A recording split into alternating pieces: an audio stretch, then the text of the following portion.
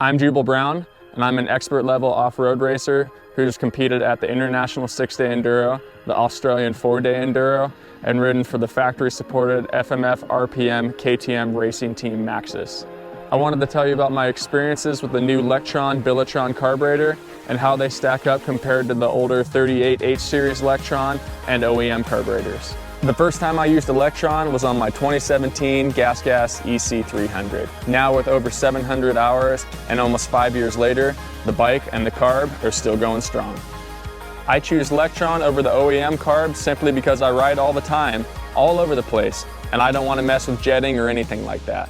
From sea level over on the East Coast to 14,000 feet in the mountains of Colorado, and from super high temperatures all the way down to riding in snow and ice, my Lectron always makes my bike run crisp and clean. The moment's finally come for me to replace my old gasser as my full-time ride, but I definitely wanted to stick with some proven, tried and true two-stroke technology. I'm just not ready to embrace this new wave of injected counterbalanced two-strokes yet, so I decided to go with the trusty old YZ250 and the new Lectron Billetron carburetor. Before installing the Lectron, I decided to ride around a bit with the OEM carb just to see what that was like. This thing was super burbly on the bottom and just generally ran fat everywhere. Yeah, I quickly remembered why I switched to Lectron in the first place. I just want to ride, I don't want to deal with jetting or any of that stuff. So I wheeled the YZ in the garage and threw it up on the work stand. While I was installing the new Billetron, I could really tell that Lectron had done their homework when designing this new carb. Shorter in both height and length than the previous Lectron models, the new Billetron fit perfectly right into the hole left by the stock carb. Being able to use the OEM throttle cable was super convenient and a great time saver, as was the switch to all metric hardware throughout the carb. It was awesome not have to spend any time looking for that 7/64ths or whatever Allen to put the carb top back on. And the air boot practically fell into place when I put the subframe back on, which was a nice improvement over the past. With the installation done, I was excited to head out to the woods to see how the bike performed.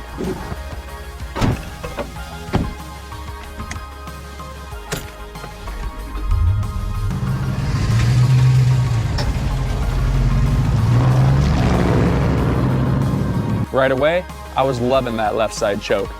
Lectron must have been listening to all that feedback over the years. Just like I'm accustomed to with my older Lectron carbs, the YZ fired up just after a couple kicks, and right away, the bike sounded crisper and healthier.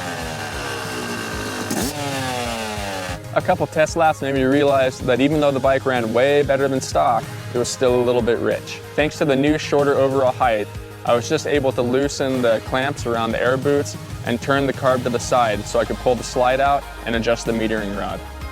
I really like the new 8th turn increments on the metering rod because it really allows me to fine tune the height and get the bike running perfectly. Once the adjustments were made and the slide was back in, I was able to turn the idle screw and the power jet adjuster just a bit with my fingers, and the bike was completely dialed. So how's this new Billetron carb work?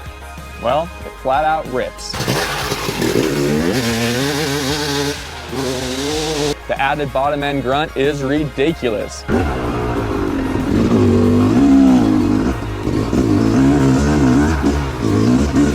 It is night and day better than stock. Stock, this YZ was pretty pipey, but now it's a tractor on the bottom and it pulls clean all the way through to the top. I was a little apprehensive about going to a 250 after riding my old 300 for so long, but with this new carb, I'm not worried at all. On the top end, the bike pulls super hard all the way up and is a real screamer.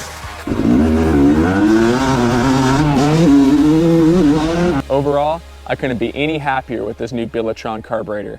It's the perfect match of jetless performance without the complexity and hassle of fuel injection.